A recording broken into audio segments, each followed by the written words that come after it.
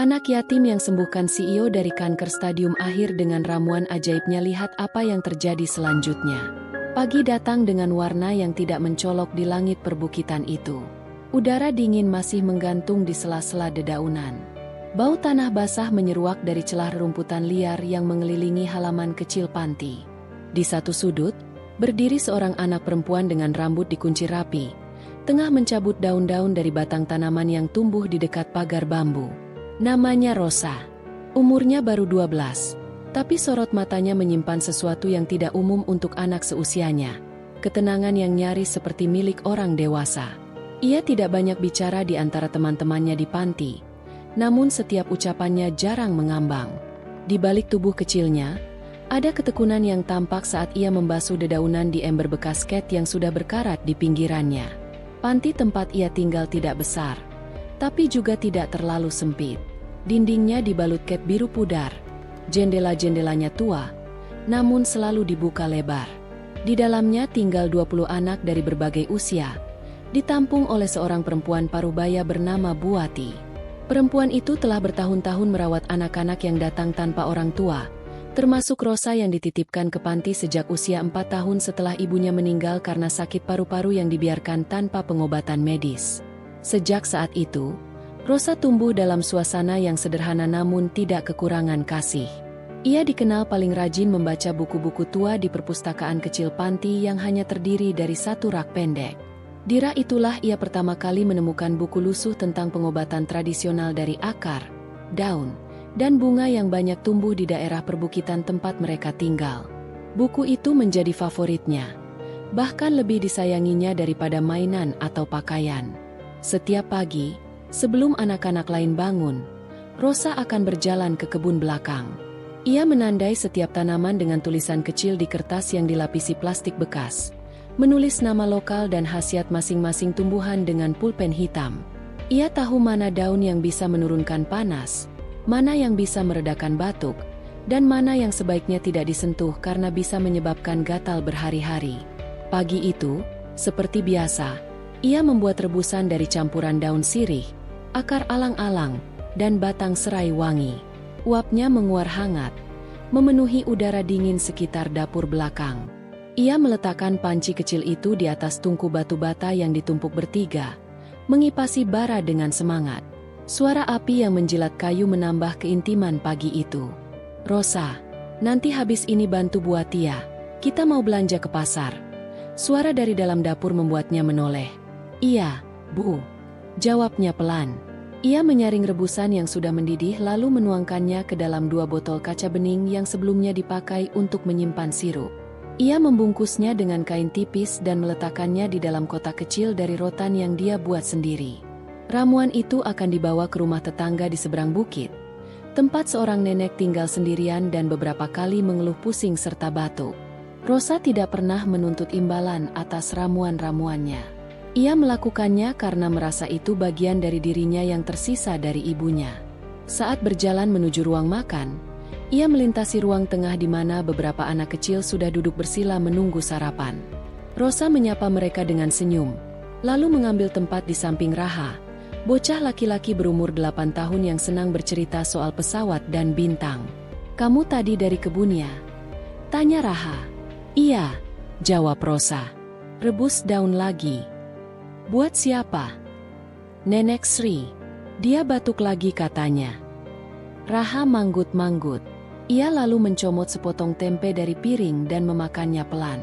Rosa menatap anak itu sesaat sebelum memalingkan wajahnya ke arah jendela.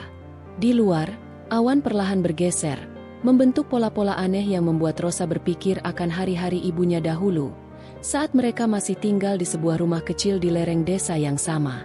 Ibunya dulu tidak sekolah tinggi, tapi memiliki pengetahuan tentang tanaman obat yang luar biasa.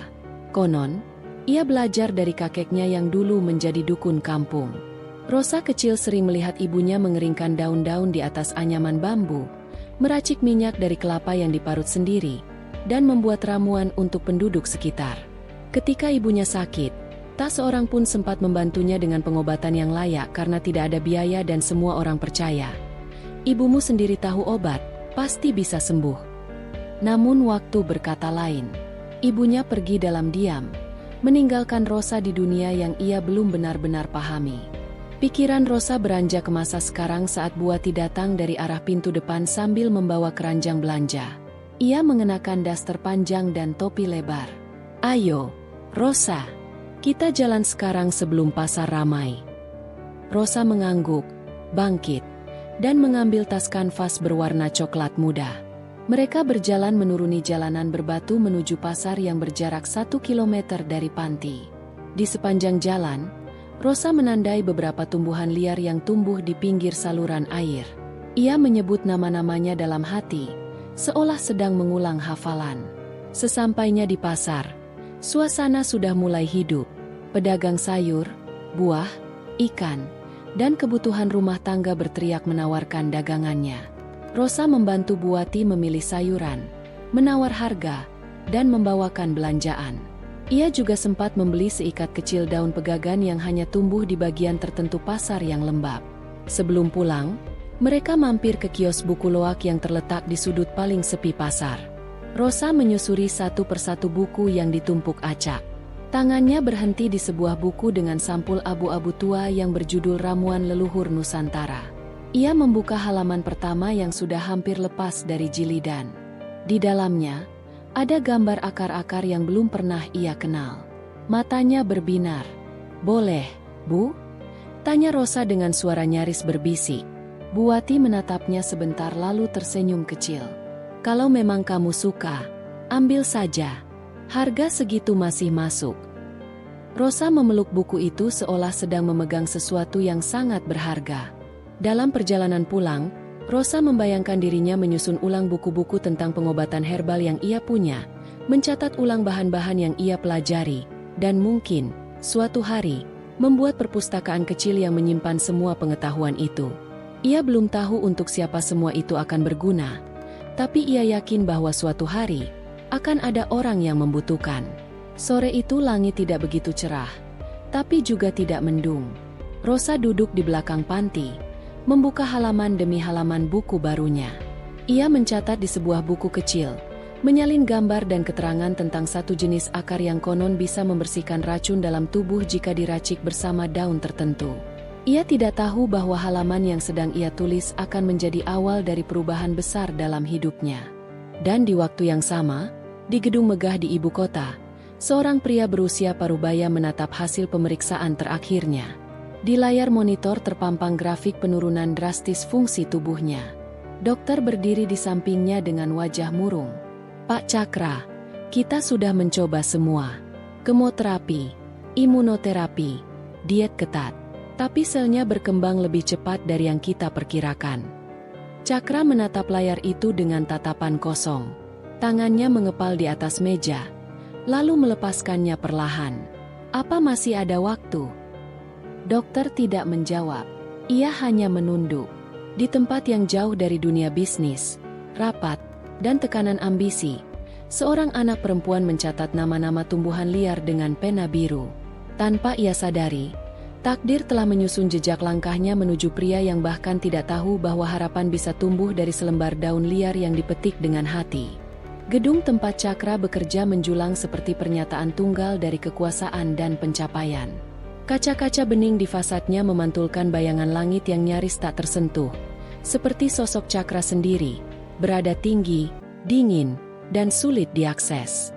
Di dalam ruangannya yang terletak di lantai tertinggi, aroma kayu jati berpadu dengan wangi samar kopi hitam. Semua barang tersusun rapi, tak ada yang bergeser sedikit pun tanpa seizin pemiliknya. Tapi di balik ketenangan ruang itu, ada kekacauan yang perlahan mencuri segalanya dari dalam. Cakra duduk dengan tubuh condong ke depan, kancing jas terbuka, dasi dilonggarkan. Di meja kaca di hadapannya, hasil CT scan dan laporan dari rumah sakit swasta terkemuka tergeletak, belum sepenuhnya dibaca. Ia sudah tahu isinya. Itu hanya pembaruan dari vonis yang sama. Tak ada perkembangan, tak ada harapan. Ia menutup dokumen itu dengan satu tangan, lalu menatap kosong ke arah jendela. Mobil-mobil kecil tampak merayap di jalanan ibu kota.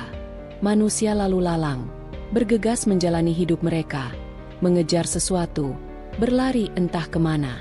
Cakra, Di sisi lain, mulai kehilangan arah.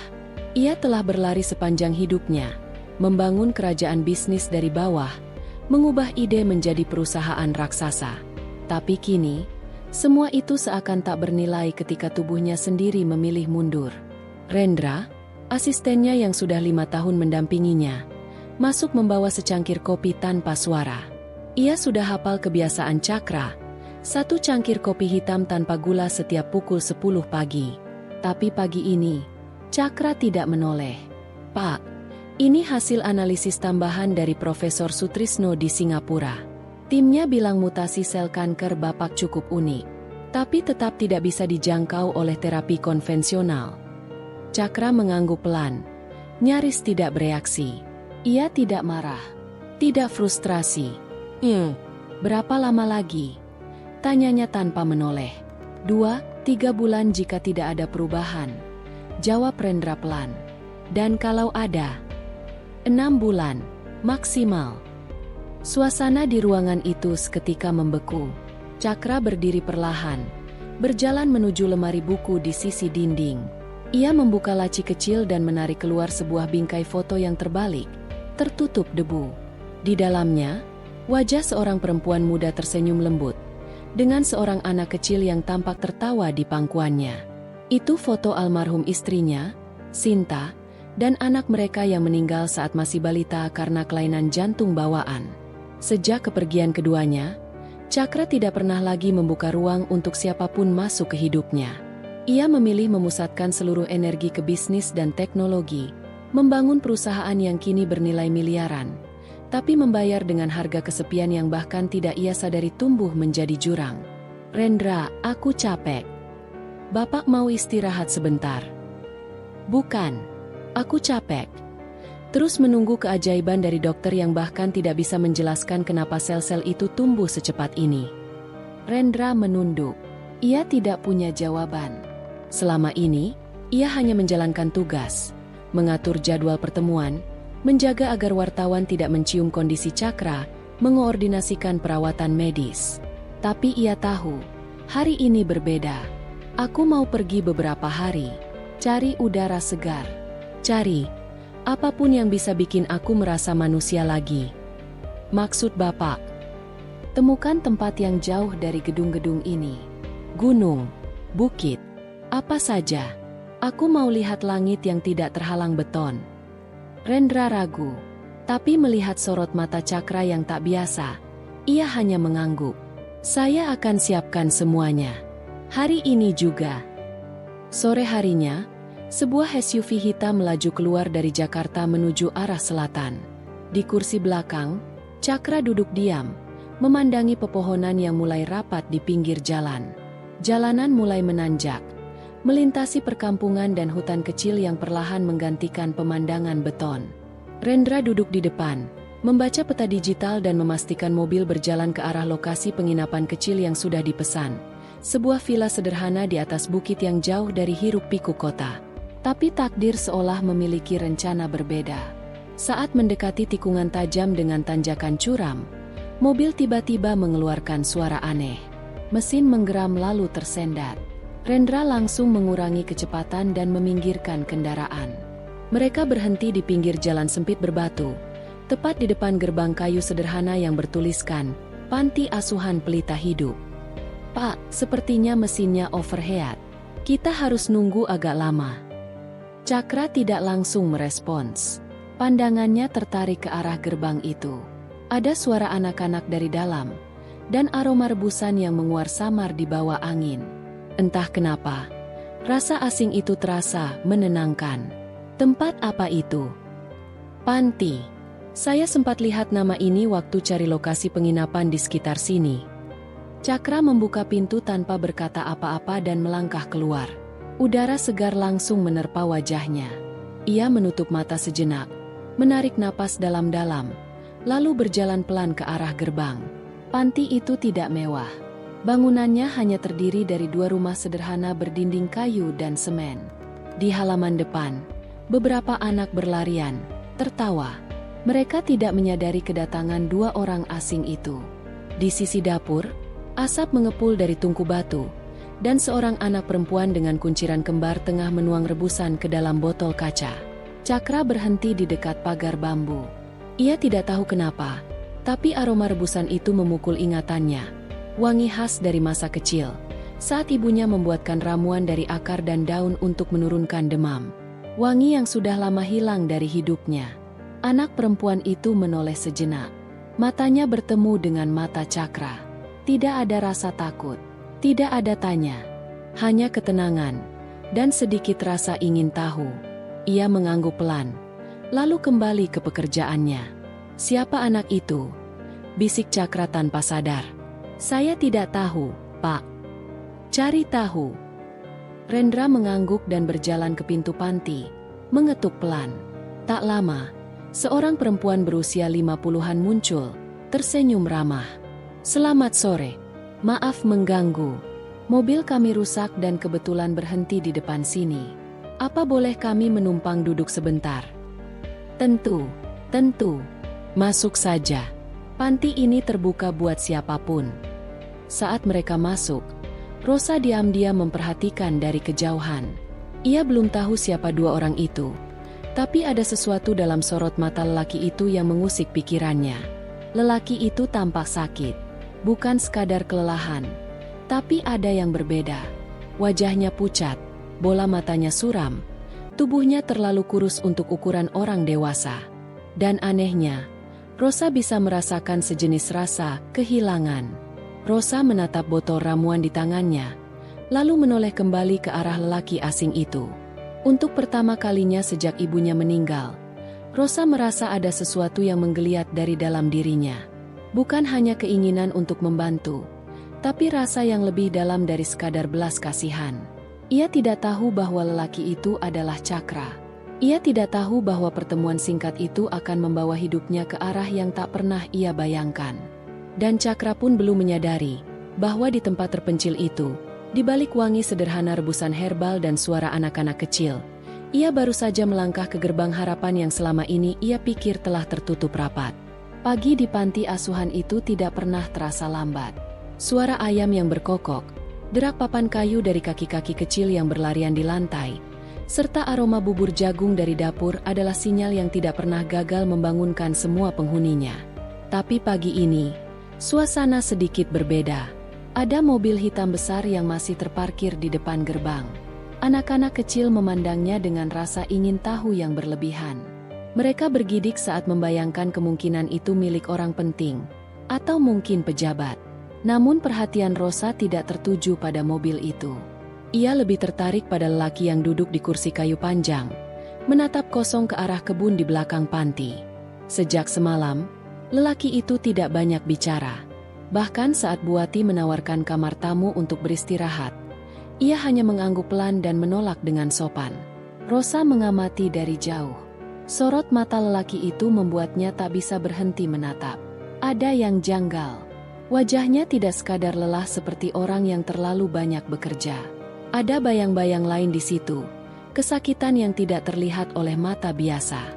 Ia menyentuh botol kaca kecil berisi cairan kuning kehijauan yang tadi pagi ia siapkan. Cakra merasakan seseorang mengawasinya. Ia menoleh perlahan dan melihat seorang anak perempuan berdiri di dekat pagar bambu, menatap dengan mata bulat yang tidak gentar. Bukan pandangan hormat seperti yang biasa ia dapatkan dari bawahannya. Bukan juga tatapan takut seperti yang sering ia lihat dari orang-orang yang tak mengenalnya. Pandangan anak itu bersih, diam, tapi dalam. "Namamu siapa?" tanya Cakra pelan. "Rosa," jawab anak itu tanpa ragu. "Usiamu?" 12. Cakra mengangguk pelan. Ia tidak tahu kenapa ia bertanya, dan lebih tidak tahu lagi kenapa ia tertarik untuk tahu jawabannya. Biasanya ia tidak peduli pada anak-anak. Ia bukan tipe orang yang sabar menghadapi rengekan atau celoteh polos. Tapi anak ini berbeda. Tatapannya membuatnya tidak bisa mengalihkan perhatian. "Kamu buat ramuan dari tanaman?" Rosa tidak langsung menjawab. Ia berjalan pelan, lalu duduk di sisi beranda tak jauh dari kursi tempat Cakra duduk. "Iya, dulu ibu saya yang ajarkan," ucapnya. "Ibumu seorang tabib?" "Bukan, tapi dia tahu banyak soal tanaman obat." Dia dulu merawat orang-orang sakit di desa. Cakra tidak menanggapi. Ia hanya mengangguk dan memejamkan mata sejenak. Nafasnya tersendat. Ada rasa nyeri yang tiba-tiba menyambar bagian perutnya. Ia menggigit bibir bawah, menahan agar tidak terdengar. Tapi Rosa menangkap perubahan kecil itu. Ia tahu gejala itu. Wajah pucat, napas pendek, gerakan tangan menekan bagian bawah perut. "Kamu sakit?" tanya Rosa pelan. Cakra tidak menjawab. Rendra yang datang dari arah dapur langsung menghampiri. Tapi Cakra mengangkat tangan, menyuruhnya diam. "Saya bawa obat, Pak," ucap Rendra sambil mengeluarkan pil dari tas kecilnya. "Aku nggak mau minum itu lagi." "Tidak sekarang," jawab Cakra. Suaranya serak. Rosa berdiri dan masuk ke dapur. Tidak lama, ia kembali membawa segelas kecil cairan hangat berwarna coklat kehijauan. "Ini bisa bantu. Bukan obat berat, tapi bisa kurangi nyeri." Rendra hampir melarang, tapi Cakra menatapnya dan menggeleng. Ia menerima gelas itu dari tangan Rosa dan mencium aromanya. Ada bau daun mint, sedikit serai, dan akar yang tidak familiar. "Apa ini?" "Rebusan daun tempuyung, serai wangi, dan sedikit madu dari sarang di belakang bukit. Ibu saya dulu pakai ini waktu saya sakit perut," jelas Rosa. Cakra meminumnya pelan. Rasa pahit menyentuh lidah lebih dulu, lalu disusul rasa hangat yang menyusup ke tenggorokan. Ia memejamkan mata. Tidak sedetik pun ia merasa baikan. Tapi dalam beberapa menit, tubuhnya tidak setegang sebelumnya. Nafasnya mulai stabil. Dada tidak lagi seberat tadi. "Apa kamu belajar semua ini dari buku?" "Dari ibu. Lalu saya lanjut sendiri." "Kenapa kamu tidak sekolah kedokteran?" "Saya baru 12, Pak," jawab Rosa dengan polos. Cakra tertawa kecil untuk pertama kalinya. Suara tawanya serak dan pelan, tapi ada kelegaan di dalamnya. Rendra menatap bosnya dengan bingung. Sudah lama ia tidak melihat Cakra tertawa seperti itu. Bahkan sekadar tersenyum pun nyaris tak pernah. "Mau kutunjukkan kebunku?" tanya Rosa. Cakra mengangguk. Mereka berjalan ke belakang panti. Kebun itu sederhana, hanya lahan kecil seluas ruang tamu rumah, tapi tertata rapi. Ada belasan tanaman dengan label kecil di bawahnya. Daun ungu, kumis kucing, meniran, daun sambiloto, dan entah apa lagi yang bahkan Rendra tidak pernah dengar namanya. Rosa menjelaskan satu persatu fungsi tanaman itu seperti seorang guru. Nada bicaranya tidak tinggi, tapi penuh keyakinan.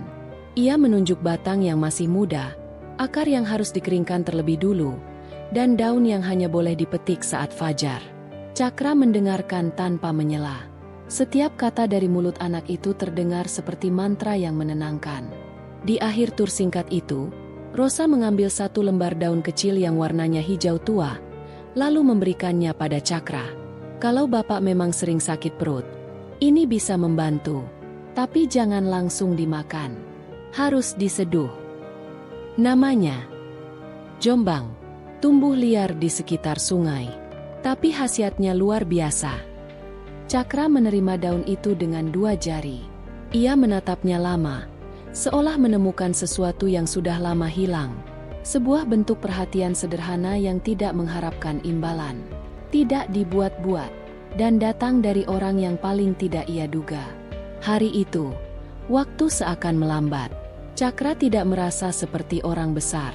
Ia hanya merasa sebagai manusia yang rapuh, duduk di samping anak kecil yang tahu banyak hal tentang penyembuhan. Ia tidak menyangka bahwa dalam waktu kurang dari 1 jam, ia lebih tenang daripada berhari-hari di bawah terapi medis canggih. Ketika malam datang dan mereka harus kembali ke villa yang telah dipesan, Cakra menatap gerbang panti itu sekali lagi. Ia tahu, ia tidak bisa pergi begitu saja. Ada sesuatu di tempat itu yang belum selesai. Atau mungkin, ada sesuatu di diri Rosa yang belum selesai terungkap. Dan Rosa, dari balik jendela dapur, menatap punggung lelaki itu yang menjauh. Ia belum tahu siapa Cakra, tapi firasatnya mengatakan, ini bukan kali terakhir mereka bertemu. Udara pagi di villa kecil tempat Cakra menginap jauh lebih segar dibandingkan udara yang biasa ia hirup di Jakarta. Tidak ada bunyi klakson, tidak ada deru mesin gedung tinggi, dan yang paling penting, tidak ada berita buruk dari rumah sakit yang setiap hari menghantuinya. Ia duduk di teras kayu, memegang cangkir keramik berisi air hangat. Di sebelahnya, Rendra sibuk memeriksa email dari para kepala divisi yang terus mempertanyakan ketidakhadiran sang CEO. Namun Cakra tidak tertarik membaca apapun pagi itu. Perhatiannya terus kembali ke kejadian sehari sebelumnya. Setiap kali ia mengingat aroma rebusan yang diberikan Rosa, ada gelombang aneh yang menyapu pikirannya. Bukan sekadar rasa lega karena nyeri di perutnya mereda, tetapi sesuatu yang lebih dalam dari itu. Ia merasa disentuh oleh perhatian murni, sebuah sentuhan yang tidak pernah ia temukan dalam semua transaksi bisnis dan relasi profesionalnya. "Kita harus kembali ke Jakarta sore ini, Pak," kata Rendra perlahan. Rapat utama dengan direksi harus dipimpin langsung. Mereka mulai gelisah. Cakra tidak menjawab. Ia hanya menatap pohon cemara di kejauhan. Angin mengayunkan ranting-rantingnya dengan tenang, seakan mengajak manusia untuk berhenti terburu-buru. "Kalau saya ingin tinggal lebih lama, apa kamu bisa atur semuanya dari sini?" tanya Cakra tanpa menoleh. Rendra terdiam beberapa detik. "Bisa, Pak, tapi konsekuensinya akan panjang. Media bisa mencium kabar tentang kondisi Bapak. Investor mulai cemas karena tidak ada pernyataan resmi tentang keadaan perusahaan. Justru itu, mereka terlalu banyak bicara. Sementara saya sendiri belum tahu bagaimana menyelesaikan masalah yang paling mendasar." "Maksud Bapak, penyakit itu?" Cakra mengangguk. Kalau tidak ada harapan dari dokter, mungkin sudah waktunya mencari harapan dari tempat lain. Sore itu, tanpa memberitahu siapapun di villa, Cakra dan Rendra kembali menyambangi panti. Mobil mereka berhenti sedikit lebih jauh agar tidak menarik perhatian anak-anak. Cakra turun pelan-pelan, membawa satu tas kecil berisi beberapa pakaian dan map dokumen. Saat Buati membuka pintu dan melihat siapa yang datang, wajahnya sempat menunjukkan keterkejutan, lalu berubah menjadi senyuman hangat. "Pak Cakra, ada yang bisa saya bantu?" "Saya ingin tinggal di sini sebentar," kata Cakra pelan.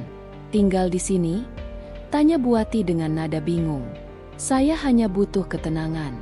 Kalau perlu saya bantu bersih-bersih atau memperbaiki bangunan, saya akan lakukan. Saya tidak butuh fasilitas. Cukup tempat yang tenang dan..." Ia tidak melanjutkan kalimatnya. Tapi Buati tahu, pria ini tidak datang dengan alasan remeh. Ia melihat tatapan jujur di balik sorot mata yang terlihat lelah. "Kami tidak punya kamar tamu. Tapi kalau Bapak tidak keberatan tidur di ruang kecil dekat dapur, silakan." "Saya tidak keberatan." Rosa baru menyadari kehadiran Cakra ketika ia mendengar suara laki-laki itu dari dapur. Ia tengah menyapu daun kering di halaman belakang saat melihat Cakra sedang duduk bersila di lantai dapur, membantu Buati membersihkan daun bawang yang baru dibeli dari pasar. "Apa beliau tinggal di sini?" tanya Rosa pelan pada Raha. Raha mengangguk. Kata Buati, "Cuma beberapa hari." Rosa menatap pria itu dari balik pintu. Ia melihat cara Cakra merapikan daun satu persatu, meski tangannya terlihat belum terbiasa. Tidak ada ekspresi angkuh di wajahnya. Tidak ada gaya orang kota yang terbiasa dilayani. Hanya ada diam, dan sesekali senyum kecil saat mendengar celoteh anak-anak panti yang berlalu lalang. Setelah makan malam, Rosa diam-diam meletakkan sebuah botol kecil di atas meja dekat dapur. Di dalamnya ada cairan hijau pekat yang lebih kental dari rebusan biasanya. "Untuk diminum malam ini. Bisa bantu tidurnya lebih nyenyak," kata Rosa pelan tanpa menatap langsung. Cakra memegang botol itu dengan kedua tangan. Ia belum mengatakan banyak hal sejak tiba. Tapi malam itu, ia duduk di dekat perapian kecil dan menyesap perlahan ramuan buatan Rosa. Untuk pertama kalinya dalam berminggu-minggu, ia tidur nyenyak. Hari-hari berikutnya berjalan perlahan, tetapi tenang. Cakra membantu menyapu halaman, menyiram tanaman di kebun Rosa, bahkan ikut menimba air dari sumur. Anak-anak mulai akrab dengannya, meski tetap menjaga jarak hormat. Mereka menyebutnya Om Cakra, dan Rosa sendiri lebih banyak diam setiap berhadapan langsung dengan pria itu. Bukan karena canggung, Tetapi lebih karena ia mulai merasa bahwa pria itu menyimpan sesuatu yang sangat dalam, sebuah luka yang tak terkatakan. Suatu sore, saat hujan turun pelan, Rosa mendapati Cakra duduk sendiri di sudut teras, memandangi buku catatan kecilnya. Di halaman terbuka, ada gambar organ tubuh yang dipenuhi coretan pena biru. Ia mencoret beberapa bagian, menulis ulang, lalu kembali menghapus. "Kanker pankreas ya?" tanya Rosa pelan dari balik jendela. Cakra menoleh perlahan. Ia tidak terkejut, hanya mengangguk pelan. "Stadium 4. Lanjutnya, dokter bilang tinggal hitungan bulan." Rosa duduk di ambang pintu. Hujan masih turun, namun tidak deras. Udara sore terasa lembab. "Tapi tenang. Kalau boleh tahu, kenapa Bapak kesini?" "Karena saya sudah mencoba semuanya, dan tidak ada yang berhasil. Obat, terapi, bahkan perjalanan ke luar negeri. Semua hanya memperpanjang waktu. Tapi saya ingin memperpanjang harapan." Rosa tidak menjawab. Ia membuka buku catatannya sendiri, memperlihatkan sketsa ramuan yang ditulis tangan. Di sana ada daftar bahan, proses perebusan, serta kombinasi yang belum pernah ia uji. "Saya tidak menjanjikan kesembuhan," katanya pelan. "Tapi saya bisa mencoba. Dan Bapak juga harus ikut mencoba." "Apa syaratnya?" "Percaya dan sabar." Cakra tersenyum, untuk pertama kalinya dengan lapang. "Aku tidak punya hal lain untuk dipercaya.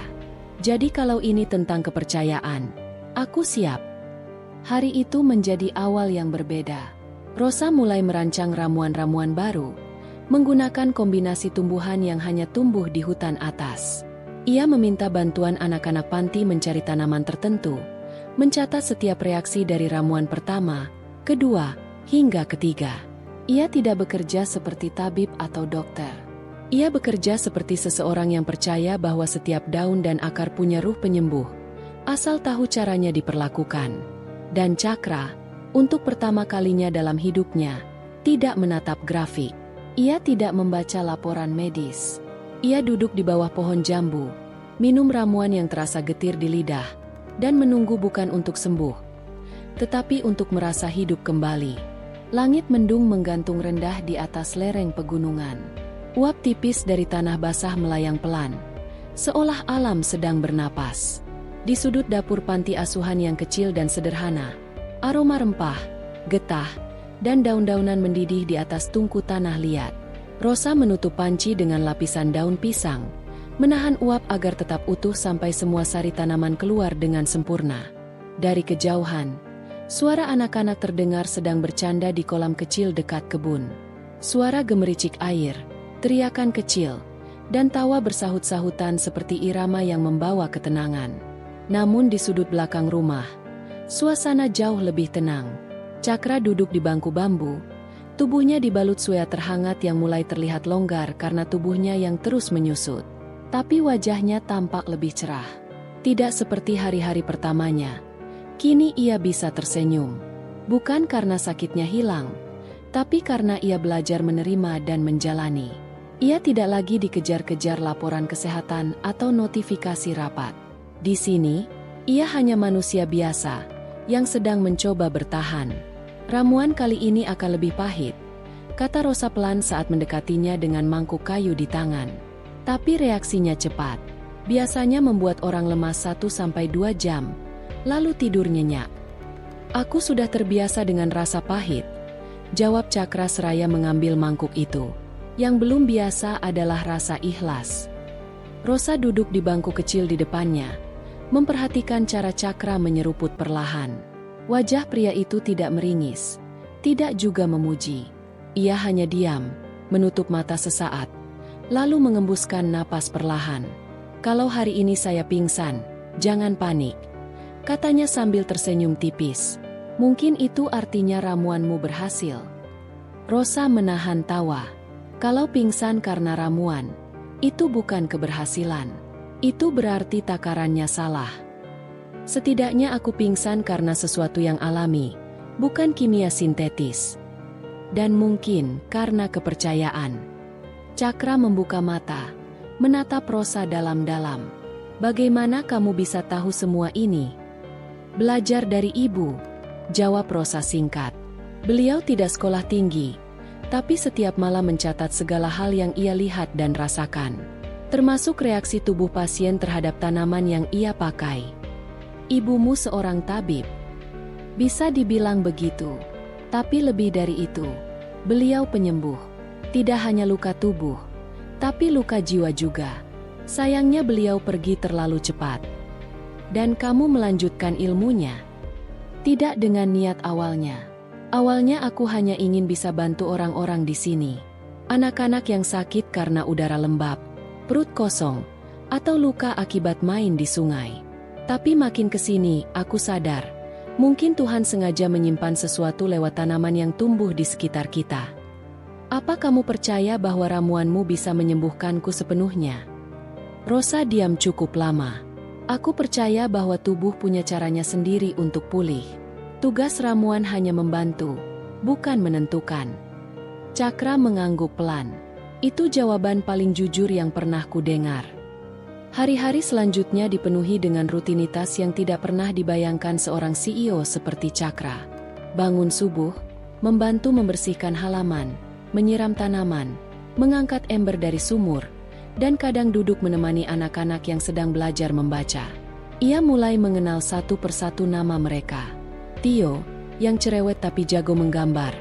Nina, yang pemalu tapi cerdas berhitung. Dan Yono, bocah kecil berusia 7 tahun yang selalu membawa daun kering kemana-mana. Setiap sore, Rosa mulai mengajak Cakra mengenal langsung sumber tanaman ramuannya. Mereka berjalan kaki menyusuri hutan kecil di atas bukit. Di sana, mereka menemukan semak-semak dengan akar menjuntai ke tanah, bunga kuning kecil yang hanya mekar sebelum hujan, dan lumut tertentu yang jika direndam bisa menurunkan demam tinggi. Setiap tanaman menyimpan memori. Jelas Rosa sambil mencabut akar yang sudah mengering di pinggiran batu. Tinggal kita peka atau tidak membaca bahasanya. Cakra memperhatikan gerak tangan Rosa. Ia tidak pernah menyangka bahwa hal-hal sederhana seperti ini bisa begitu rumit sekaligus memikat. Dunia bisnis tempat ia berada selama puluhan tahun terasa begitu kaku dan tidak bernyawa dibandingkan dunia ini. Di sini, segala sesuatu saling berhubungan. Tanah, air, udara, bahkan matahari pagi yang menerobos dedaunan. Semuanya berbicara lewat warna dan wangi. Dulu aku pernah berpikir, semua bisa dibeli, kata Cakra saat mereka berjalan menuruni bukit. Waktu, perhatian, bahkan cinta.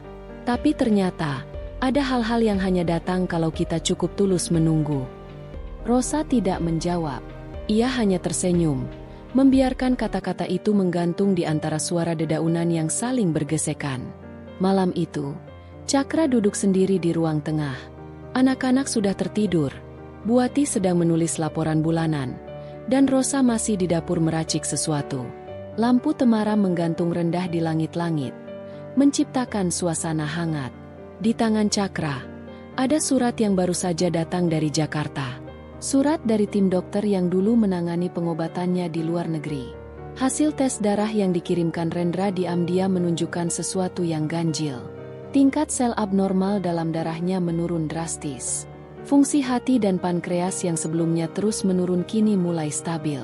Bahkan enzim-enzim yang dulu hampir mati mulai aktif kembali.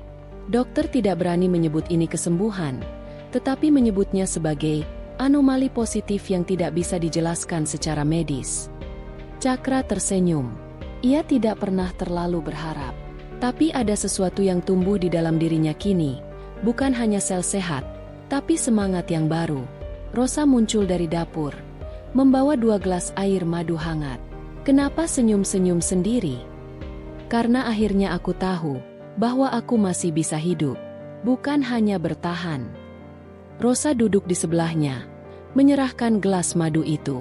Mungkin bukan ramuannya, mungkin bukan akunya juga, tapi mungkin karena kamu mau diam sejenak dan mendengar tubuhmu sendiri. Dan kamu yang mengajarkannya. Bukan aku, hutan yang mengajariku. Aku hanya menyampaikan ulang. Hari-hari terus berjalan, dan tubuh Cakra semakin bertenaga. Nafasnya tidak lagi pendek. Nyeri perut yang dulu datang tiap malam kini nyaris tidak terasa. Bahkan ia sudah bisa berlari kecil saat anak-anak mengajaknya main lempar bola dari daun kering. Namun berita soal keberadaan Cakra akhirnya mulai menyebar. Wartawan mulai mencari tahu. Investor mulai gusar. Salah satu media bahkan menyebarkan rumor bahwa CEO utama Cakrawala Group hilang dan perusahaan berada di ambang krisis. Rendra datang tergopoh-gopoh 3 hari kemudian, membawa setumpuk dokumen dan flash disk berisi laporan terakhir. "Pak, maaf saya harus lapor. Direksi sudah mendesak. Kalau Bapak tidak kembali dalam 2 minggu, mereka akan memilih CEO baru secara interim." Cakra menatap berkas-berkas itu sebentar. Lalu ia bangkit dari bangkunya dan berkata, "Kalau aku kembali, aku akan kembali sebagai orang yang berbeda." Rendra menatapnya bingung. "Kalau aku kembali, aku akan kembalikan perusahaan menjadi sesuatu yang lebih hidup. Aku tidak akan biarkan orang-orang yang sama merusaknya lagi." "Bapak serius?" "Lebih serius dari apapun dalam hidupku." Malam itu, Cakra duduk bersama Rosa di belakang rumah. Di tangan Cakra, ada buku catatan kecil milik Rosa yang selama ini ia sembunyikan. Ia telah membacanya diam-diam. Setiap catatan tentang ramuan, percobaan, dan nama-nama yang tak dikenalnya. "Aku ingin membantumu mempublikasikan ini," katanya pelan. "Bukan sebagai bisnis, tapi sebagai pusat penelitian yang bisa menjangkau lebih banyak orang." Rosa mengerutkan kening. "Maksud Bapak?" "Aku akan bangun laboratorium kecil untukmu. Di kota, atau di sini. Terserah kamu. Tapi kamu tidak boleh berhenti menulis, meneliti, dan menyembuhkan." Rosa menunduk. "Saya bukan siapa-siapa. Tapi kamu menyelamatkanku." Dan untuk pertama kalinya, mata Rosa berkaca-kaca. Suasana di rumah sederhana milik Rosa perlahan berubah. Sejak kunjungan pertama Cakra dan Wibowo, para tetangga mulai mencuri-curi pandang ke arah rumah itu. Rosa tetap bersikap seperti biasa. Menjemur daun-daunan di halaman belakang, menggiling rempah-rempah dengan alat sederhana yang diwariskan ibunya, serta sesekali menolong warga sekitar yang datang meminta pertolongan karena demam, batuk, atau luka kecil. Cakra tak kunjung bisa melupakan efek ramuan pertama yang ia coba. Meski tubuhnya masih sering terasa lemas, tapi sejak Rosa memberinya ramuan itu, ia tak lagi merasa mual parah ataupun pusing berlebihan seperti biasanya. Bahkan, malam harinya ia bisa tidur nyenyak, hal yang sudah lama tidak ia rasakan. Namun, yang paling mengganggu pikirannya bukan soal kesembuhan fisiknya. Ada sesuatu dalam sikap Rosa yang membuat Cakra merasa ditarik masuk ke dalam dunia yang belum pernah ia kenali. Bukan rasa kasihan atau iba, tetapi sejenis ketenangan yang lahir dari ketulusan tanpa pamrih. Suatu pagi, Cakra datang lagi. Kali ini ia tak sendiri, tapi ditemani oleh seorang wanita paruh-baya berpenampilan rapi. Ia memperkenalkan wanita itu sebagai Ibu Ratna, seorang dokter herbal yang menjadi teman lamanya. Rosa mengajak keduanya masuk dan mempersilakan duduk di ruang tamu kecil yang dindingnya dihiasi bingkai foto ibunya, beberapa gambar tumbuhan, dan secarik puisi tulisan tangan yang telah menguning. "Rosa, aku ingin memperkenalkan Ibu Ratna ini. Beliau sudah lama mendalami pengobatan tradisional, dan aku rasa kalian bisa saling berdiskusi," kata Cakra membuka pembicaraan. Ibu Ratna menatap Rosa penuh minat. "Saya sudah mendengar dari Pak Cakra tentang ramuanmu. Apakah kamu belajar dari seseorang?" "Dari almarhumah ibu saya, Bu.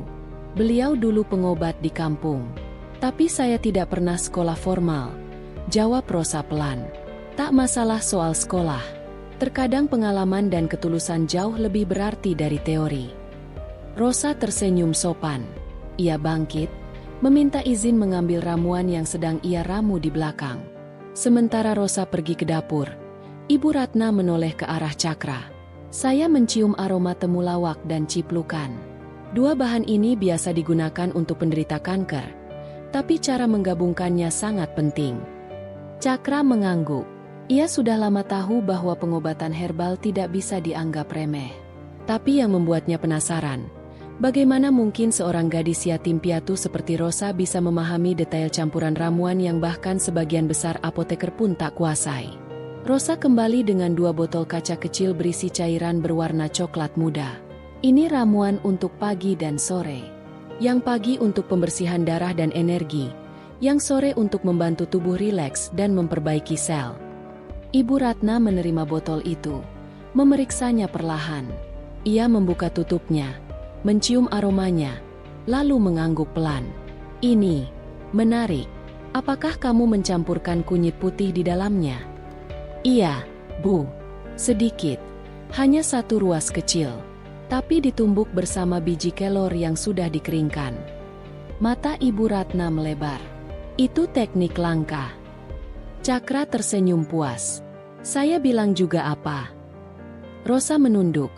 Tak menyangka ramuan yang selama ini ia racik dengan sederhana bisa membuat orang-orang seperti Cakra dan Ibu Ratna begitu serius menanggapinya. Percakapan hari itu berlangsung lama. Mereka berdiskusi tentang reaksi tubuh terhadap herbal, tentang takaran, cara menjemur, bahkan tentang musim yang memengaruhi kualitas daun dan akar. Meski Rosa hanya lulusan SD, wawasannya soal tumbuhan lokal dan penyembuhan alami ternyata sangat dalam dan tak kalah dari ahli. Menjelang sore, saat Cakra dan Ibu Ratna berpamitan, Ibu Ratna menepuk bahu Rosa lembut. Kamu punya potensi besar. Kalau kamu mau, aku bisa bantu carikan beasiswa atau pelatihan supaya kamu bisa lebih berkembang. Rosa tersenyum lembut, tapi ia menggeleng. Terima kasih, Bu. Tapi saya masih punya banyak hal yang harus saya rawat di sini. Ramuan-ramuan ini bukan hanya untuk 1-2 orang, tapi juga untuk warga sekitar. Jawaban itu membuat Cakra terdiam cukup lama di dalam mobil saat perjalanan pulang. Ia kembali merasa tertampar oleh pemahaman hidup Rosa yang jauh lebih dalam dari orang-orang yang berpendidikan tinggi. Ia sendiri, dalam hidupnya yang penuh ambisi dan pencapaian, belum pernah merasa begitu damai hanya dengan membantu orang lain tanpa mengharapkan imbalan apapun. Beberapa hari kemudian, Rosa menerima undangan dari Cakra untuk datang ke rumahnya. Bukan rumah biasa, tapi sebuah bangunan mewah dengan arsitektur modern di kawasan elit ibu kota. Awalnya Rosa menolak dengan halus. Ia merasa tidak pantas berada di tempat seperti itu. Namun, Cakra bersikeras bahwa ia ingin Rosa melihat sendiri kondisi rumahnya, terutama karena ia ingin memulai pengobatan dengan lebih teratur, dan Rosa perlu tahu bagaimana lingkungan tempat Cakra tinggal. Akhirnya, dengan mengenakan pakaian sederhana berwarna biru tua, Rosa datang ditemani oleh Wibowo. Setibanya di gerbang, seorang satpam membukakan pintu sambil mempersilakan masuk. Di dalam, halaman luas dengan taman yang rapi menyambut kedatangan mereka. Rumah itu begitu luas hingga Rosa merasa kakinya enggan melangkah lebih jauh. Di dalam, aroma harum dari diffuser memenuhi ruangan. Pelayan rumah mengantar mereka ke ruang duduk. Tak lama kemudian, Cakra turun dari lantai 2. Penampilannya tampak sedikit lebih segar, rambutnya lebih rapi, dan langkahnya meski masih pelan, tampak lebih stabil dibanding beberapa minggu lalu. Terima kasih sudah datang. Maaf kalau tempat ini membuatmu tak nyaman, ucap Cakra. Rosa hanya tersenyum. Ia menatap sekeliling sebentar lalu menunduk. Tidak apa-apa, Pak. Saya hanya belum terbiasa. Aku ingin mulai minum ramuan secara rutin, dan kalau kamu tidak keberatan, aku ingin tempatkan kamu di sini. Maksudku, kamu bisa mengawasi pengobatan dari dekat. Kamu tetap bisa pulang sesekali ke rumahmu, atau aku bisa bantu perbaiki rumahmu agar lebih layak. Pilihan tetap di tanganmu. Rosa menatap Cakra, tak langsung menjawab. Ada banyak hal yang berputar di benaknya. Ia belum pernah tinggal di tempat lain selain rumah peninggalan ibunya.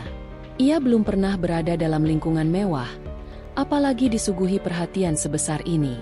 Tapi ia juga tahu, penyakit bukan sesuatu yang bisa ditangani sambil lalu. Ia melihat sendiri bagaimana tubuh Cakra bereaksi setelah minum ramuan, dan ia tahu bahwa masih banyak langkah lanjutan yang perlu dilakukan. Setelah berpikir beberapa saat, Rosa menjawab, kalau memang itu bisa membantu proses pengobatan Bapak, saya akan coba. Tapi saya minta satu syarat. Apa itu? Saya tidak ingin diperlakukan seperti tamu atau orang asing. Saya hanya ingin mengerjakan tugas saya dan kembali ke rumah saya sewaktu-waktu. Cakra tersenyum lega. Tentu, Rosa, kamu bisa mengatur semuanya sesuai kenyamananmu. Hari-hari setelah itu menjadi titik balik dalam hubungan mereka. Rosa mulai meracik ramuan dari rumah Cakra, menggunakan bahan-bahan yang ia bawa sendiri. Ia mengajarkan pelayan rumah bagaimana cara mengolah daun dan akar agar tidak kehilangan khasiatnya. Ia bahkan mulai menanam beberapa tanaman herbal di halaman belakang rumah itu, mengubah sudut kecil yang tadinya kosong menjadi kebun hidup. Wibowo, yang sering datang menengok, diam-diam mencatat setiap langkah Rosa. Ia tahu, di balik tubuh mungil dan suara lembut itu, ada seorang penyembuh sejati yang tidak hanya mengobati tubuh, tapi juga jiwa. Pada minggu ketiga, hasil tes darah Cakra menunjukkan perubahan signifikan. Dokter pribadinya terkejut, bahkan menuduh ada kesalahan dalam alat uji. Tapi setelah dicek ulang, angka-angka menunjukkan satu hal, kondisi Cakra membaik, perlahan tapi pasti. Namun, tak semua orang senang melihat perubahan ini. Di balik layar, beberapa pihak yang berkepentingan dengan posisi Cakra di perusahaan mulai gelisah. Mereka tahu, jika Cakra pulih sepenuhnya, posisi mereka akan terancam. Dan mereka belum tahu siapa Rosa. Tapi satu hal pasti, perjalanan Rosa baru saja dimulai. Dan apa yang akan datang berikutnya, tidak bisa ditebak oleh siapapun.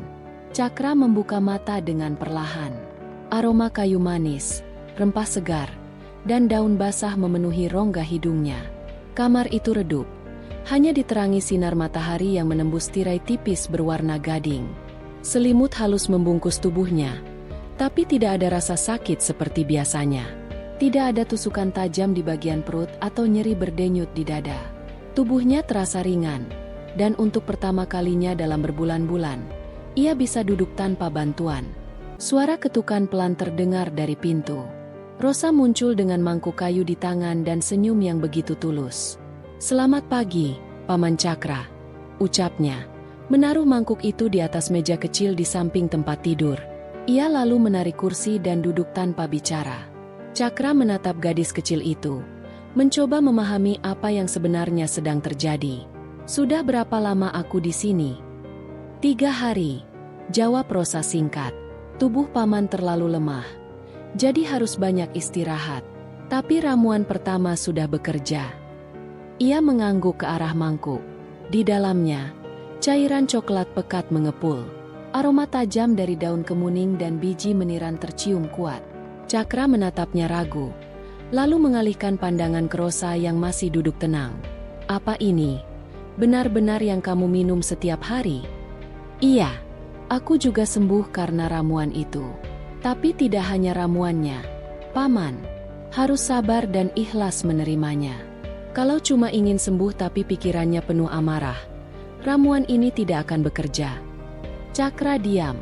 Kata-kata Rosa seperti pisau yang mengupas kulit pikirannya satu persatu. Tidak ada kemarahan dalam suara Rosa. Tidak ada paksaan. Hanya ketulusan yang tak tergoyahkan.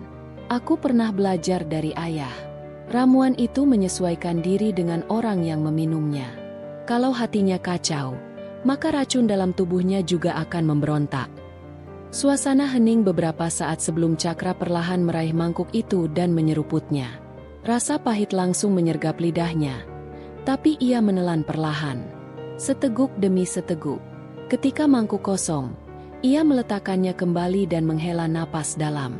"Terima kasih." Rosa tersenyum. "Kalau Paman benar-benar ingin sembuh, kita harus mulai dari hati." Hari-hari berikutnya berjalan seperti musim yang lembut. Setiap pagi Rosa membangunkan Cakra dengan ramuan hangat dan uap aromatik dari rempah-rempah yang direbus bersama daun muda. Siang hari, mereka berjalan pelan-pelan menyusuri pekarangan belakang panti yang kini ditumbuhi berbagai tanaman obat. Cakra mengenal lagi daun kelor, temulawak, sambiloto, dan daun ungu. Semua tumbuh di bawah perawatan Rosa yang telaten. Namun bukan hanya tubuhnya yang mulai terasa ringan. Ada sesuatu di dalam dirinya yang perlahan-lahan berubah. Dulu, ia terbiasa memikirkan laba rugi, angka, kontrak, target, dan dunia bisnis yang tiada henti menuntut. Tapi kini, ia duduk di tanah, mendengarkan Rosa menjelaskan tentang bagaimana akar alang-alang bisa membersihkan darah, atau tentang daun sirih yang ditumbuk dengan garam untuk menghentikan pendarahan. Suatu sore, Rosa membawa Cakra ke sebuah bangunan kecil di belakang panti yang belum pernah ia perhatikan. Bangunan itu lebih mirip gudang, tapi di dalamnya ada rak-rak kayu berisi botol kaca, daun kering yang digantung, dan aneka akar yang terikat rapi. Ini tempat aku dan ayah dulu menyimpan ramuan. Semuanya aku rawat sendiri setelah beliau tiada. Rosa mengambil sebuah botol kecil dan menunjukkannya. Ini minyak dari kulit manggis. Bagus untuk memperbaiki sel-sel yang rusak. Cakra menyentuh botol itu dengan pelan, seolah sedang memegang sesuatu yang lebih berharga dari semua saham dan aset yang pernah ia miliki. Kamu belajar semua ini dari ayahmu? Iya, ayah dulu kerja di laboratorium kecil, tapi setelah ibu meninggal, dia berhenti dan membuka panti. Anak-anak di sini sering sakit, jadi ayah coba buat sendiri obat dari bahan alam. Sejak kecil aku bantu. Lama-lama aku hafal sendiri. Cakra menatap wajah Rosa yang bercahaya meskipun hidup dalam keterbatasan. Tidak ada keluhan. Tidak ada ambisi untuk menjadi orang besar. Hanya keinginan untuk terus menolong. Malam itu, saat hujan turun rintik-rintik di luar jendela, Cakra tidak bisa tidur. Di ruang tamu yang hanya diterangi lampu minyak, ia menulis di sebuah buku catatan yang ia temukan di tasnya. Ia menuliskan semua yang ia alami. Rasa ramuan itu, cara Rosa menumbuknya, metode fermentasi sederhana yang digunakan, dan proses pengeringan alami di bawah sinar matahari. Semua dicatat rapi. Ia tahu, ini bukan sekadar proses penyembuhan. Ini perjalanan jiwa yang selama ini tidak pernah ia temukan dalam gemerlap kehidupan kota. Beberapa hari kemudian, saat tubuhnya sudah jauh lebih kuat, Cakra memutuskan untuk membantu Rosa merapikan gudang ramuan itu. Ia memanggul papan-papan, membetulkan rak yang nyaris roboh, dan mengecat ulang dinding kayu yang mulai lapuk. Rosa hanya mengawasi sambil sesekali tersenyum geli melihat bagaimana seorang CEO berdasi kini bergumul dengan palu dan paku. Aku baru tahu, kamu bisa kerja kasar juga. Candanya, kalau dulu aku tahu ini lebih damai daripada memarahi manajer yang telat laporan, mungkin aku sudah pindah ke sini sejak lama. Jawab Cakra, membuat Rosa terkekeh. Namun, di balik senyum mereka, sesuatu sedang tumbuh. Sebuah ikatan yang lebih dari sekadar rasa terima kasih. Rosa tidak melihat Cakra sebagai seorang penting yang pernah memimpin perusahaan besar.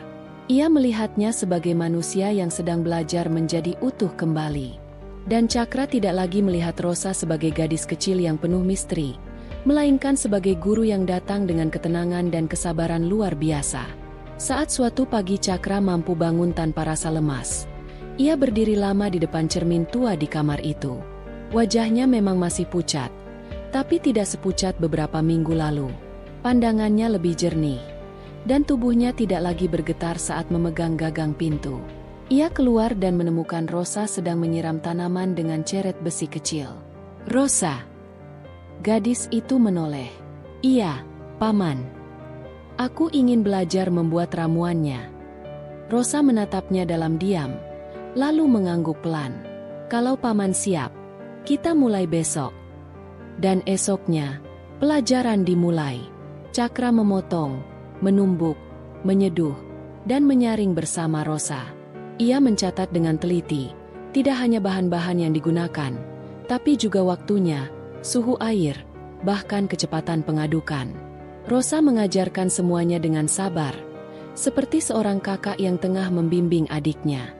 Satu sore, saat matahari mulai tenggelam dan udara berembus sejuk dari arah timur, Cakra duduk di bangku kayu di depan panti, memandangi anak-anak yang sedang bermain bola rotan di halaman. Ia merasa aneh, karena untuk pertama kalinya dalam hidup, ia tidak sedang mengejar apapun. Ia hanya menikmati detik yang berjalan. Paman Cakra, suara Rosa memanggil pelan. Ia membawa sebuah botol kecil dan menyerahkannya. Ini ramuan terakhir. Kalau besok Paman minum dan tubuh Paman tidak lemas lagi, berarti prosesnya sudah selesai. Cakra menerima botol itu dan memandang cairan hijau pucat di dalamnya. Dan setelah itu, Setelah itu, terserah paman. Mau kembali ke dunia lama paman, atau tinggal di sini, jawab Rosa tanpa ragu. Cakra terdiam. Ia menatap panti yang kini terasa seperti rumah. Anak-anak berlarian. Seorang anak kecil menarik-narik celana Rosa, meminta dibacakan cerita. Langit memerah keunguan, dan aroma kayu bakar dari dapur mulai menguar. Sesuatu dalam hati Cakra bergetar. Pilihan itu tidak mudah, tapi untuk pertama kalinya dalam hidupnya, ia merasa bebas memilih tanpa tekanan siapapun. Besok adalah hari yang menentukan.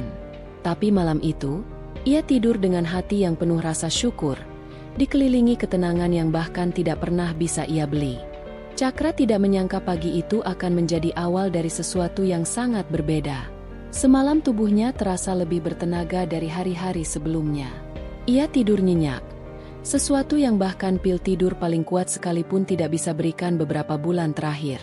Ketika ia membuka mata, tak ada lagi rasa logam di lidah atau denyutan menusuk di ulu hati. Nafasnya terasa ringan, seperti paru-parunya baru saja dibersihkan dari sesuatu yang selama ini menyesakan. Namun, yang paling membekas dari pagi itu bukanlah kondisi tubuhnya, melainkan sosok Rosa, yang sedang duduk bersila di balkon rumah kaca belakang, memetik bunga-bunga herbal sembari bersenandung lirih. Sejak Rosa tinggal di rumah itu, energi di dalam bangunan seolah berubah. Tak lagi hanya dipenuhi keheningan dan bayang-bayang kematian, tetapi mulai terasa ada kehidupan, seperti taman tandus yang kembali disirami hujan pertama. Cakra mendekat pelan. Ia hanya berdiri di balik jendela, mengamati Rosa, dengan pakaian sederhana dan rambut dikepang satu ke belakang, tak menyadari bahwa seseorang sedang memperhatikannya. Gadis itu tengah menumbuk sesuatu di atas ulekan batu, mencampurnya dengan beberapa daun yang telah dipetik. Sesekali ia menghela napas kecil, lalu mencicipi sedikit ramuan tersebut, mengernyit, lalu menambahkan lagi beberapa helai daun dari keranjang rotan di sampingnya. Cakra melangkah keluar, membiarkan pintu kaca terbuka perlahan. "Kamu tidak sekolah?" tanya Cakra, suaranya dalam namun hangat. Rosa menoleh cepat, seperti baru sadar ada seseorang di sana. "Hari Minggu, Om," jawabnya sambil buru-buru menyapu keranjang ke samping. "Aku cuma buat ramuan baru buat Om. Yang kemarin kayaknya terlalu pahit ya?" Cakra mengangguk pelan. "Pahit, tapi entah kenapa rasanya justru menenangkan. Anehnya, aku merasa jauh lebih baik hari ini." Rosa mengangkat alis. "Beneran? Om enggak mimpi buruk lagi?" "Tidak. Dan pagi ini, untuk pertama kalinya dalam berbulan-bulan, aku bisa mencium wangi bunga melati di halaman depan." Rosa menghela napas lega. "Berarti kombinasi kemarin berhasil. Aku tambahkan daun jati Belanda dan sedikit akar putri malu. Tapi tetap harus dilanjutkan, Om. Belum waktunya berhenti." Cakra tertawa kecil. "Kamu seperti profesor kecil yang pintar." "Profesor nggak tinggal di panti asuhan, Om," jawab Rosa sambil menunduk. "Profesor sejati bisa lahir di mana saja, Rosa, bahkan di panti paling terpencil sekalipun." Beberapa hari berikutnya, jadwal harian Rosa berubah total. Ia tak lagi bangun untuk membersihkan kamar atau membantu mengelap meja-meja rumah panti. Kini, ia memiliki ruang kerja kecil di salah satu kamar belakang rumah Cakra yang tak terpakai.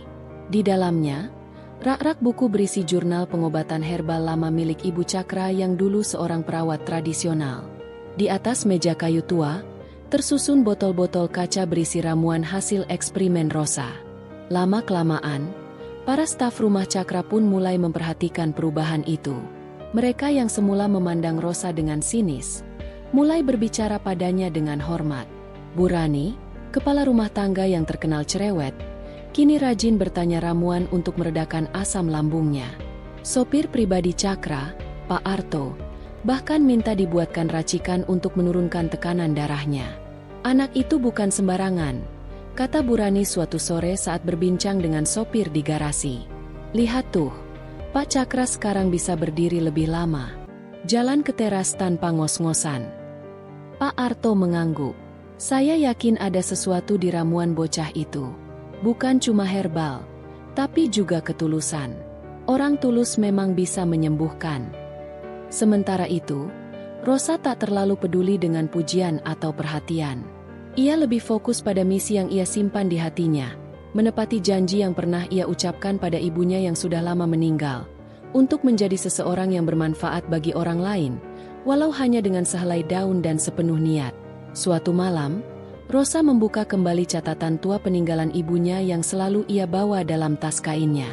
Di halaman paling belakang, ada sketsa sederhana ramuan penyembuhan dengan bahan yang sangat sulit ditemukan, akar semar langit.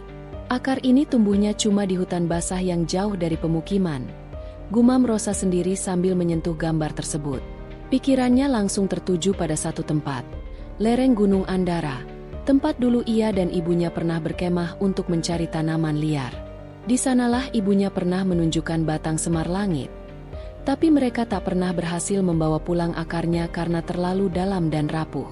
Rosa menemui Cakra keesokan harinya.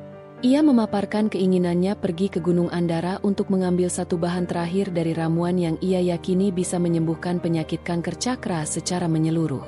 Sendirian? Tanya Cakra, agak cemas. Aku hafal jalurnya, Om, dan aku akan bawa peralatan lengkap.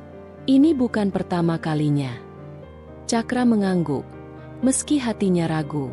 Gadis ini memang bukan anak biasa. Ia tidak hanya membawa ramuan, tapi membawa harapan. Dan ketika harapan datang dari seseorang yang hidupnya pernah begitu kekurangan, harapan itu terasa lebih murni dari segalanya. Kalau begitu, bawa salah satu sopir, dan jangan tidur di hutan. Rosa tersenyum tipis. Baik, Om. Perjalanan menuju Gunung Andara memakan waktu 5 jam dengan mobil. Rosa ditemani Pak Arto yang semula tak yakin kenapa mereka harus ke tempat seterpencil itu. Tapi setelah melihat Rosa turun dari mobil dan langsung mengenali arah mata angin dan jalur masuk ke dalam hutan, ia mulai percaya bahwa bocah itu benar-benar tahu apa yang ia lakukan. Sore mulai turun saat Rosa akhirnya menemukan tempat itu. Di balik rimbunnya semak dan lumut basah, tampak batang semar langit tua, mengakar kuat ke dalam tanah hitam yang lembab. Ia menggali perlahan dengan tangan kosong, takut merusak akarnya. Butuh waktu hampir 2 jam hingga akar itu bisa diangkat utuh, dibersihkan, dan dibungkus kain hangat agar tak rusak saat dibawa pulang. Dalam perjalanan kembali, Pak Arto menatap Rosa lewat kaca spion tengah. Kenapa kamu bersusah payah seperti ini? Kamu bahkan belum tahu apakah ramuanmu benar-benar menyembuhkan penyakit Om Cakra sepenuhnya.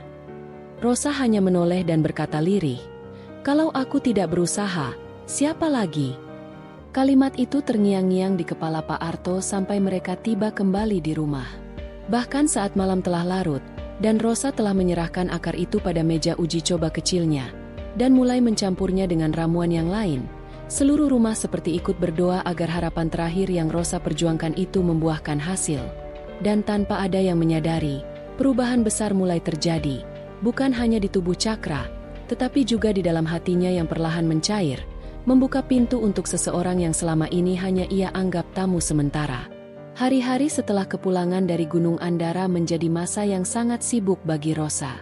Di ruang kerjanya yang kecil di bagian belakang rumah, aroma dari akar semar langit yang ia bawa memenuhi udara. Wajahnya nyaris tak pernah meninggalkan buku-buku tua peninggalan ibunya. Ia meneliti ulang setiap komposisi ramuan, menimbang ulang takaran, dan sesekali merevisi metode pemrosesan setelah mencoba versi-versi sebelumnya yang tidak memuaskan.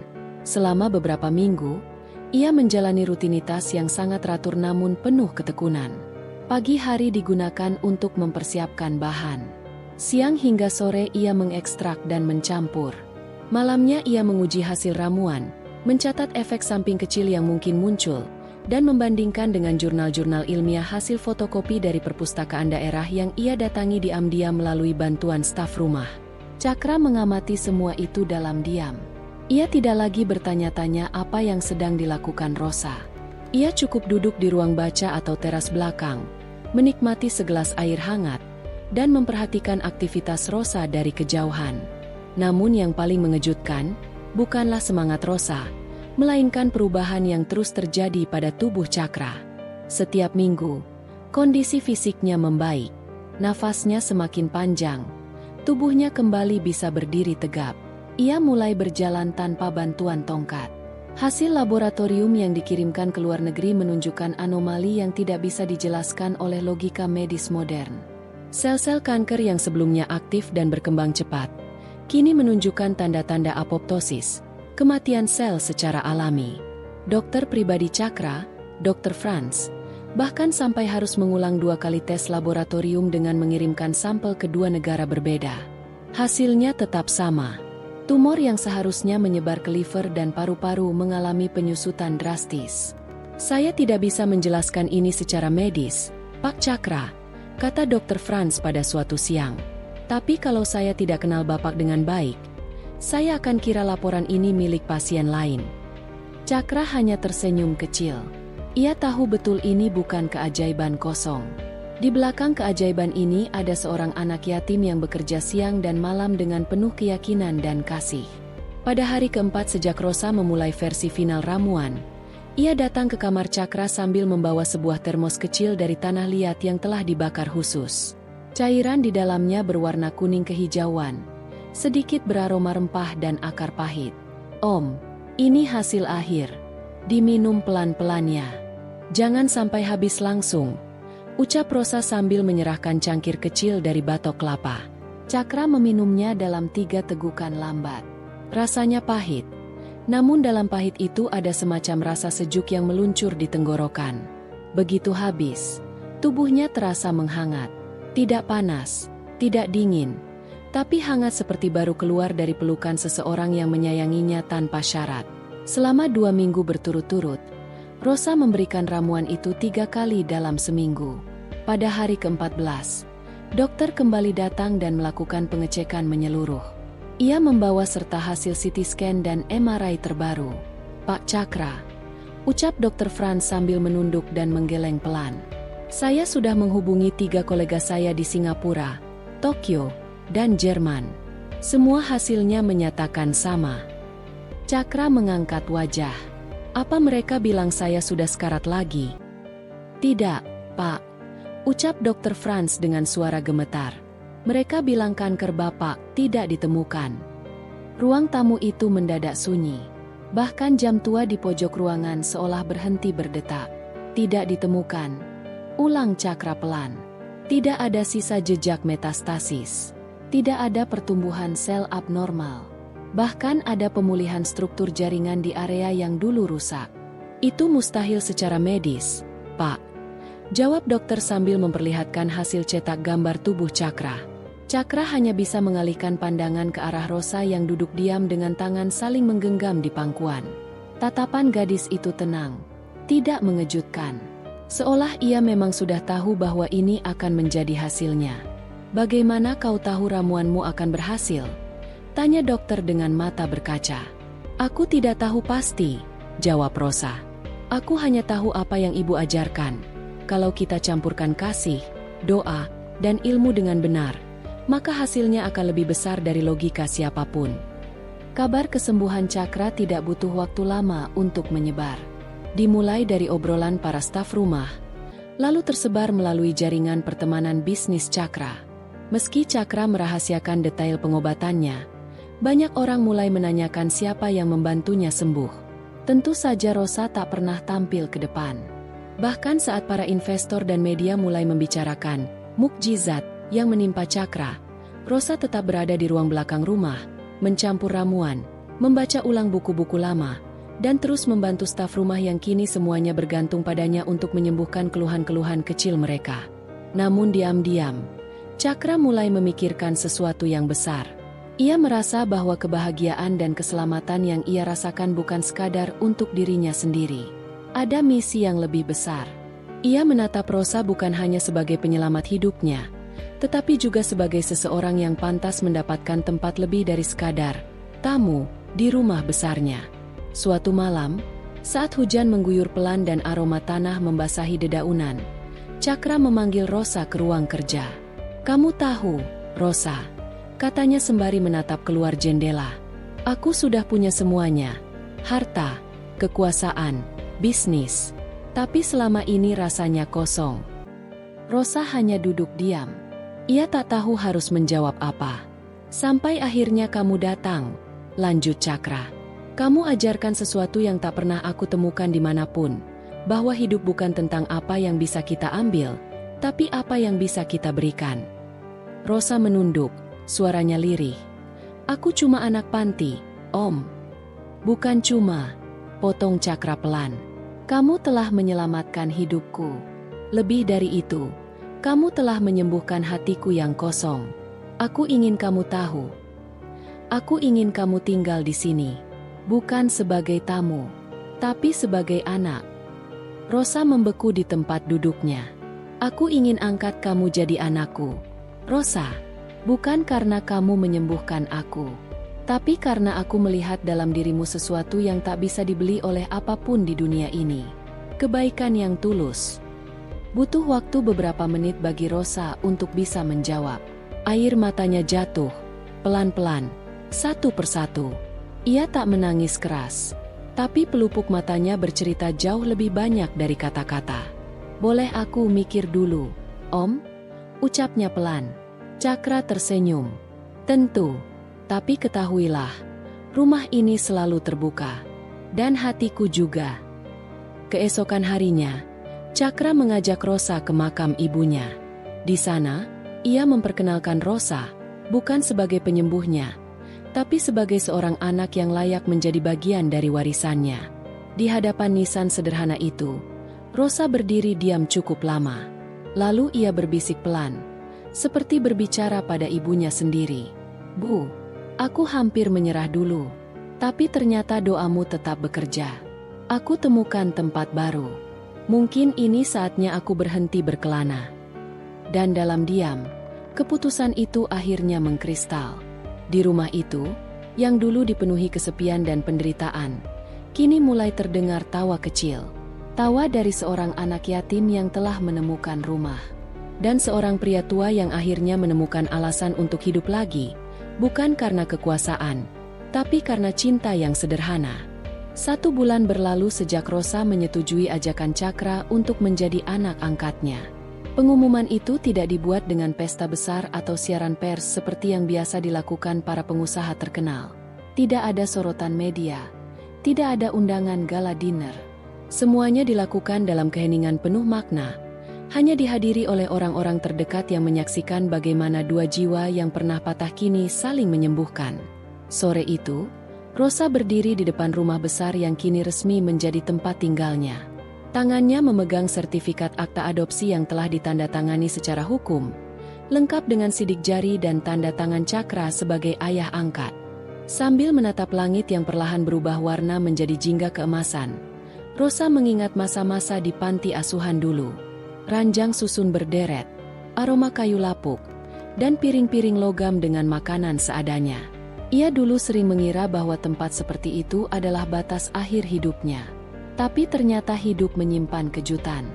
Sekarang ia bukan hanya memiliki kamar sendiri yang besar, tapi juga rak buku pribadi, meja kerja, lemari pendingin berisi jus favoritnya, bahkan jendela dengan pemandangan taman yang setiap paginya dihiasi sinar matahari lembut.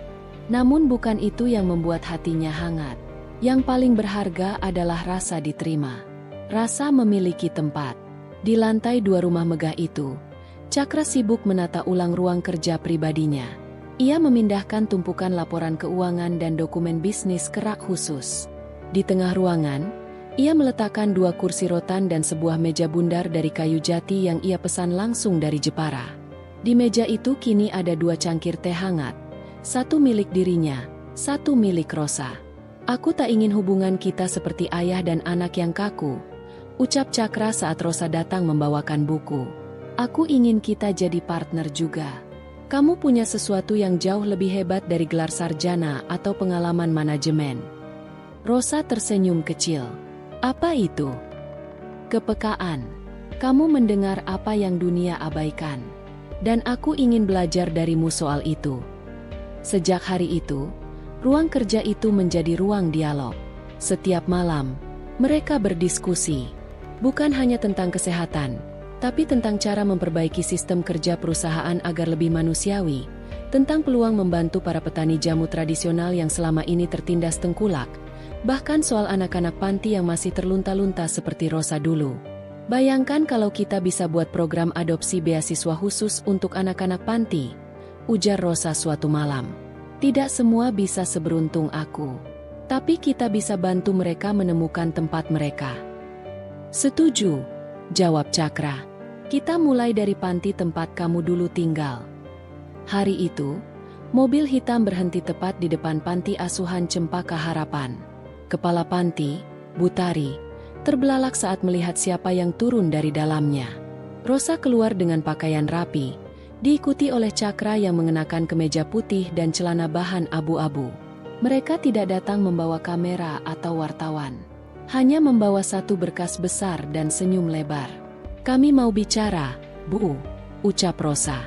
Di dalam ruang tamu panti yang masih sederhana itu, Rosa memaparkan rencana kerjasama. Cakra sudah menyiapkan anggaran tetap untuk beasiswa bagi 50 anak setiap tahunnya. Selain itu, ia juga akan membangun sebuah pusat pembelajaran herbal dan keterampilan bagi anak-anak usia 10 tahun ke atas. Nantinya, mereka bisa bekerja di unit usaha herbal milik keluarga, atau merintis bisnis mereka sendiri. Dan bukan cuma panti ini, tambah Cakra. Kita akan perluas ke seluruh Jawa dalam 5 tahun.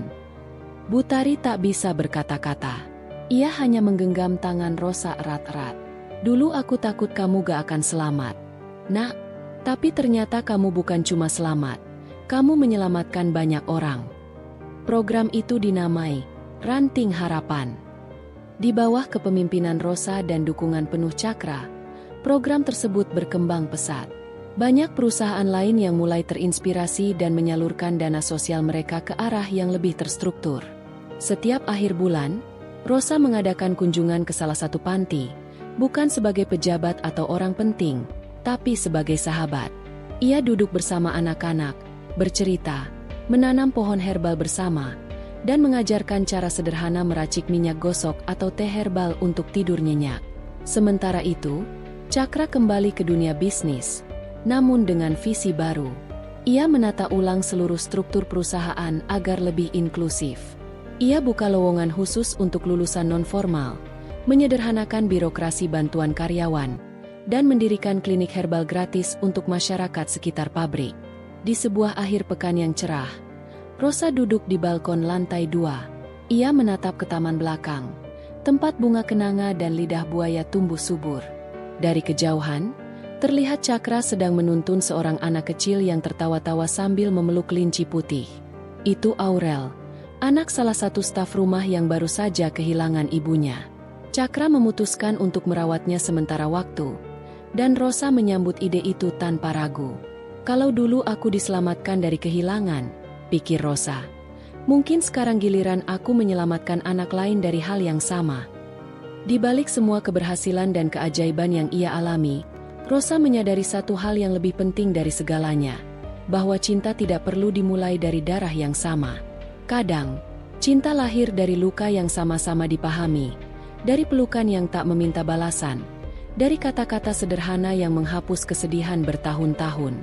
Dan di rumah besar itu, cinta seperti itu tumbuh setiap hari, bukan sebagai dongeng, tapi sebagai kehidupan nyata yang dijalani dengan hati. Sore berganti malam. Di ruang tengah, Rosa duduk bersama Cakra dan Aurel, membaca buku cerita tentang burung kecil yang mencari rumah. Mereka tertawa pelan saat Aurel menunjuk bagian ketika burung itu akhirnya menemukan pohon yang hangat dan nyaman. Seperti rumah kita ya, Kak Rosa, kata Aurel. Rosa memeluk Aurel dan mengangguk. Iya, seperti rumah kita. Dan rumah itu kini bukan lagi sekadar bangunan megah, tapi tempat di mana hati yang pernah hilang akhirnya kembali pulang.